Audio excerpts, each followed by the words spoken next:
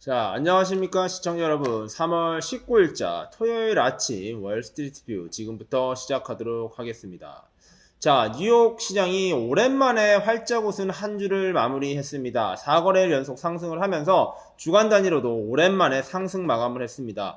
정말 힘들었던 겨울이 끝나고 봄이 온다라는 느낌이 한껏 드는 이번 한 주였습니다. 뉴욕 증시 오늘 3대 지수 전부 상승 마감했고요. 다우존스는 좀 오전에 안 좋았지만 그래도 잘 버텨냈습니다. 자, 기술주 위주로 다 괜찮았고요. S&P 500 보시면 월요일날 마이너스 마감을 했지만 화, 수, 목, 금 다 대폭으로 늘어나면서 이번 주 크게 상승 마감했습니다. 다우존스는 첫째 날 보합 마감을 했었기 때문에 5거래일 연속으로 마이너스 없이 상승 마감을 했습니다. 아주 긍정적인 모습이죠. 나스닥 역시 첫째 날 월요일은 굉장히 안 좋았지만 화, 수, 목, 금 크게 오르면서 이번 주에만 5% 훨씬 넘는 퍼센티지가 오르는 모습을 보였습니다. 자, 아무래도 지난주 수요일 목요일에 있었던 FOMC 회의 금리 인상이 예상대로 이루어졌고 이제 페드의 호키시한 이제 강한 매파적 정책이 예정대로 갈 것 같다라는 것이 금요일까지 그 분위기를 이어갔습니다. 자, 이제 연준은 마이웨이를 가겠다는 거고요. 전쟁이든 인플레이션과 무관하게는 아니지만 그쪽에서 흔들리지 않고 계속 갈 길을 가겠다. 이런 것으로 정리를 하면 될 것 같습니다. 오늘 현장에서는 바이든과 시진핑 이제 각 국 양 G2국의 수장의 인터뷰가 서로의 전화 통화가 있었습니다. 여기서 이제 미국은 약간 공식적인 브리핑은 안 했지만 사실상 중국에 경고를 날렸는데요. 중국 측의 시진핑 주석에게 바이든 대통령이 러시아 편을 들면은 가만두지 않겠다. 이런 뉘앙스의 메시지를 던졌다고 합니다. 당연히 국가 이제 대표까지의 끼리의 대화에서 그런 게 직접 오가지는 않았겠지만 뉘앙스가 사실상 그랬다라는 이야기가 들리고 있습니다. 자, 중국 역시 시진핑 주석 역시 전쟁이 빨리 끝나야 된다라는 대의적인 동의는 했다 하고요. 다만 러시아에 대한 비판은 좀 피했다고 하니 과연 이런 부분이 미묘한 뉘앙스 차이가 어떤 식으로 결과로 이어질지도 좀 궁금해지는 것 같습니다. 자, 오늘 대화의 핵심은 결국에 차이나 리스크를 사전에 방지하는 것이었습니다. 중국이 만약에 러시아 편을 들어서 문제가 심각해진다든지 더욱더 문제가 파급효가 나는, 지금 최근에 또 중국 기업들이 많이 힘들잖아요. 이런 것들에 대한 리스크를 해소시키는 차원의 두 국가 정상 간의 통화를 했었고요. 그 정상 간의 통화 결과 그래도 스무스하게 마무리되었다 정도로 해서 시장에 큰 악효과를 내진 않았다 정도로 정리하면 될 것 같습니다. 자, 뉴욕 증시가 봄날이 왔습니다. 주요 지수는 최근 들어 가장 큰 상승을 이뤘고요. S&P 500 기업 중에 19개 기업이 이번 주에 52주 신고가를 기록했다고 하고 신저점 기록은 없었다고 합니다. 참 오랜만에 긍정적인 시장 마무리죠. 유가 같은 경우에도 약간 상승은 있었는데 100달러 좀 넘어가 있지만 5% 이상의 큰 급등락이 있진 않았습니다. 그래서 유가 자체도 현재 기준으로는 안정화되어 있는 분위기로 오늘 평가가 되면서 뉴욕 증시 역시 스무스한 하루를 보낸 것 같습니다. 자, 긍정적인 시장을 보낸 것과 달리 시장에 또 하나 부정적인 뉴스가 또 나오고 있습니다. 바로 국채금리 장단기 격차 역전 이야기인데요. 자, 미국 국채 10년물 금리와 2년물 금리의 격차가 좁혀졌다는 겁니다. 통상적으로 10년물 금리가 더 높죠. 더 높은데 그것이 지금 많이 좁혀져 있는 상황입니다. 자, 보시면 아시겠지만 그쵸? 네, 지금 보시면 아시겠지만 요게 그 장단기 국채 금리의 격차를 나타낸 표입니다. 요게 0인 게 격차가 없다는 거고요. 0보다 큰 것은 아무래도 10년물 금리가 더 높은 겁니다. 퍼센티지 차이니까 1.2% 차이까지 났었던 게 이렇게 줄어들다가 19년도에 요때 한번 역전 현상이 일어났습니다. 19년도에 역전 현상이 일어나서 요때 10년물 금리보다 2년물 금리가 더 높았었고요. 그런 다음에 다시 또 벌어져가지고 코로나가 한창 21년 요때는 또 1.5% 넘게 차이가 났었는데 최근에 굉장히 빠르게 좁혀지면서 지금 거의 0.2%포인트 차이로 많이 좁혀져 있는 상황입니다. 요게 지금 문제인 것인데요. 자, 요거는 잘못 들어갔네요. 자, 보시면 아시겠지만 10년물 금리가 오늘 기준 2.148이고요. 30년 금리는 2.416입니다. 30년 금리는 조금 여유있게 더 높은데 문제는 이제 3년물, 5년물, 10년물을 보시자는 거죠. 자, 5년물 금리는 겨우겨우 10년물보다 0.02%포인트 낮았습니다. 근데 3년물 금리가 보시면 아시겠지만 0.41% 오르면서 금리 역전이 이루어졌습니다. 3년물 금리가 2.154로 2.148이 10년물 금리가 높아졌죠. 그리고 장중에는 5년물 금리도 역전이 됐었습니다. 그러니까 3년물, 5년물의 단기 금리가 10년물이라는 장기, 중기, 중장기 금리보다 더 높아져 버린 이슈가 발생한 겁니다. 자, 이게 바로 장단기 금리 역전 현상인데요. 자, 10년물과 2년물 한번 보실까요? 자, 여기 2년물 금리는 1.95고요. 현재 10년물은 2.148입니다. 2년물은 대표적인 이제 단기 금리라고 보시면 되고, 이건 장기 금리죠. 이거의 금리 차이가 보시면 불과 0.2 안팎까지 2%포인트까지 좁혀져 있는 상황입니다. 자, 2년물은 올라가고 있고 10년물은 떨어지면서 그 격차가 확 줄어든 거죠. 자, 시장에서는 지금 이런 현상을 대해서 어떻게 보고 있느냐? 장단기 금리 역전 현상은 기본적으로 경기 침체를 예측하는 가장 대표적인 지표라고 합니다. 자, 이게 금리가 역전이 이루어지면은 이 이후에는 상호적 해석입니다. 결과적으로 항상 침체가 왔다는 겁니다. 1960년 이후 모든 경제 침체 전에 이러한 장단기 금리 역전 현상이 있었다는 거죠. 앞서 보셨지만 요거 같은 경우에도 19년도에 있었습니다. 근데 요 다음에 변수가 뭐냐면은 코로나거든요. 코로나는 변수가 생기는 바람에 이게 과연 경기 침체인 건지 이게 그걸로 금리 역전을 인한 것이 좀 애매하지만 코로나로 인한 경제 위기가 오긴 왔었죠. 자, 하여튼 이 장단기 금리 역전에 대해서는 참 말이 많다고 합니다. 이러한 금리 역전 현상이 어떤 단순한 경제 논리로, 수학적 논리로만 풀리는 건 아니라고 해요.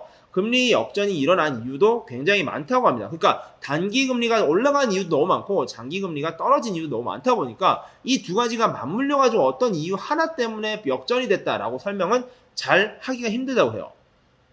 자, 이런 금리 차를 한번 보시면 아시겠지만 13년, 10년, 3년, 10년, 2년인데 이런 역전 현상이 0보다 떨어진 게 역전이 된 상황인 겁니다. 80년대 한번 있었고요. 자, 보시면 아시겠지만 침체 같은 경우에가 이렇게 있었던 겁니다. 60년대 이후로 역전이 이뤄지고 침체가 생겼고요. 큰 하락 이후에 침체, 큰 하락 거의 동시에 침체, 하락 이후에 침체, 이런 식으로 2008년 이후에도 침체가 있었다는 거죠. 자, 통상적으로는 이런 역전이 발생하고 5개월에서 23개월 사이에 침체가 일어난다고 합니다. 아직 일어나진 않았습니다. 10년, 3년 이뤄졌죠. 10년, 2년 장단기 금리 역전이 일어나지 않았는데 이게 발생을 두 개 동시에 하면 그 이후로 5개월에서 2년, 23개월 이내에 발생한다고 합니다. 그래서 지금 미국 현지 상황에서는 리세션, 경제 침체가 올 것이다 라는 우려의 목소리가 커지고 있습니다. 자, 2019년에 아까 말씀드린 대로 역전 후에 코로나가 발생해서 블러핑이 좀 있었죠. 그래서 좀 예측이 좀 어려운 건데 요 최근에는 이러한 이유들, 이러한 최근 사례라든지 그 의미가 퇴색됐다라는 전문가 의견도 나오고 있습니다. 하지만 이러한 그 대표적인 이 지표가 항상 침체를 담보했던 과거 사례 때문에 이번에도 만약에 10년물, 2년물이 역전이 일어나면은 좀 조심 많이 해야 될 걸 이라는 이견이 많이 나오고 있다는 겁니다. 아마 지금 미국 현지에서 또는 투자자분들께서도 이 부분에 대해서 어느 정도 인지를 하고 계시거든요. 이런 상황에서 좀 심리적 요인으로 인해서 이게 또 어떤 영향을 받을지 이것도 좀 고민을 해봐야 될 것 같습니다. 자, 오늘 마지막 소식입니다. 포르쉐와 협업하는 애플카의 진화는 어떻게 되나요? 자, 애플카는 작년부터 참 많은 이야기가 나왔었습니다. 처음에 사실 시작은 현대차부터 시작했죠. 현대차가 애플카를 만든다라는 뉴스가 작년에 나오면서 국내에서 엄청난 화제가 되었죠. 그러면서 애플카의 존재, 애플카의 추진이 굉장히 구체적으로 많이 이야기됐었습니다. 근데 최근에 포르쉐 회장이 언론사와의 인터뷰에서 애플과 미팅을 했다라는 이야기를 밝혔습니다. 자, 공동 프로젝트를 위해서 논의를 했었다. 작년 말에 했다 하고요. 이런 올리버 블룸의 회장의 논의 있었다 발언 여기까지만 나왔습니다. 어떤 내용을 다루었고 어떤 프로젝트라는 건 없었는데 이 이야기가 나오면서 시장에선 크게 관심을 가지고 있습니다. 자, 아시다시피 애플이 내놓은 혁신 상품들은 많은 애플 팬덤들, 애플을 바라보는 혁신을 바라보는 많은 사람들이 기대를 하고 있는 기업이죠. 테슬라를 바라보는 시선과 유사한 게 애플을 바라보는 시선인데 이런 애플이 만드는 자동차 이런 건 이야기만 들어도 굉장히 솔깃하잖아요. 그런 상황에서 지금 이러한 이야기가 어디로 가고 있느냐. 근데 이번에는 포르쉐와 협업한다 라는 이야기가 나온 것이죠. 자, 애플의 카플레이라는 기능이 있습니다. 뭐 소프트웨어 핸드폰을 아이폰과 차를 연동시켜서 뭐 내비게이션도 쓰고요, 노래도 듣고 이런 거를 소프트웨어적으로 서로 제휴하는 거는 포르쉐뿐만 아니라 많은 제조차 기업들이 협업을 하고 있습니다. 근데 이 애플이 이러한 카플레이 기능을 조금 더 발전시켜서 자동차와 결합을 하는 형태로 갈 것이다. 이게 지금 이 현재 상황에 대한 분석이고요.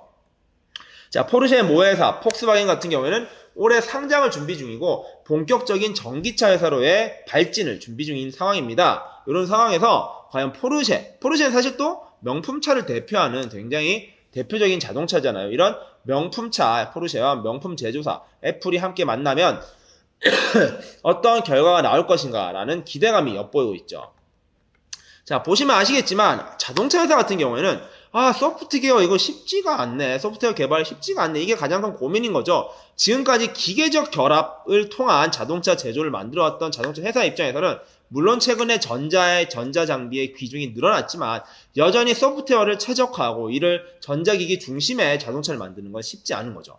반대로 애플 같은 경우에는 소프트웨어의 강자죠. iOS라든지 여러 운영체제와 이제 다양한 소프트웨어를 개발해보는 경험은 풍부한데 역시 스마트폰과 같은 작은 제조품을 만들어 볼 수 있었지만 과연 자동차라는 정말 거대하고 모든 과학기술의 집합체라는 자동차를 만드는 것은 여전히 부담스러운 상황인 것이죠.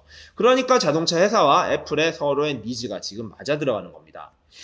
자, 일단은 애플카는 현재 2024년 생산이 목표인데요. 언제쯤 구체화될지에 대해서는 여전히 의견이 갈리고 있습니다. 자, 아까 말씀드려도 애플과 현대차 21년도에 초에 협상을 했었으나 지금은 뭐 사실상 결렬되어 있는 상황이고 애플이 자체적으로 개발하겠다 이런 이야기가 나오고 있는데 문제는 애플카의 프로젝트 리더가 작년에 회사를 퇴사하는 등 애플카 프로젝트도 좀 붕 떠 있는 상황이에요. 근데 이런 상황에서 포르쉐 이야기가 나오면서 다시 한번 애플카가 좀 더 힘을 실을 수 있는 것인가 라는 이야기가 나오고 있는 겁니다. 자, 결국에는 이제 아이폰에서의 자체 프로세서를 개발했죠. 아이폰 같은 경우에는 운영체제도 자체 개발이고 이제 프로세서 머리를 할 수 있는 프로세서도 자체 개발했으니까 아이폰은 거의 대부분 조립을 제외한 모든 기술은 애플사가 다 가지고 있다고 볼 수 있습니다. 그랬던 애플이 과연 자동차를 만들면 어느 정도의 자체 개발 비율을 만들어낼 것인가, 이게 지금 시장의 가장 큰 관심인 것이죠. 결국에는 삼성 같은 경우에도 갤럭시폰은 운영체제는 안드로이드라는 구글 걸 쓰고 있고요. 이제 CPU 같은 거, GPU나 CPU 같은 경우에는 뭐 스냅드래곤과 같은 퀄컴 제품이라든지 물론 자체 개발도 있지만 여러 타사 거도 쓰고 있단 말이죠. 그러니까 얼마나 자기 제품의 비율을 늘리느냐가 이러한 향후 기술 경쟁력을 높여가는 거에 핵심이 될 것이다 라는 것이 이번 애플카의 이야기에서도 핵심이 되고 있습니다. 자, 어쨌든 간에 지금 모든 관심은 전기차에 쏠려 있습니다. 제조차 포드나 GM도 지금 전기차에 올인을 하겠다라고 선언한 상태고요. 테슬라 같은 전기차 1등 기업은 나무도 못 따라오게 할 거야 라고 지금 선전포고를 해놓은 상황이죠. 근데 애플도 애플카를 만들고 최근 CES에서 소니가 플레이스테이션에 소니가 또 전기차를 만든다고 선언을 했습니다. 이처럼 모든 IT 기업들이 이제는 전기차를 자동차라는 플랫폼으로 가는 것보다는 하나의 기술에 집약한 하나의 공간적 개념으로, 스페이스적 개념으로 접근을 하면서 이 전기차의 미래는 어디로 갈 것인가, 어떤 기업이 조금 더 주도를 할 것인가에 대한 관심이 커지고 있습니다.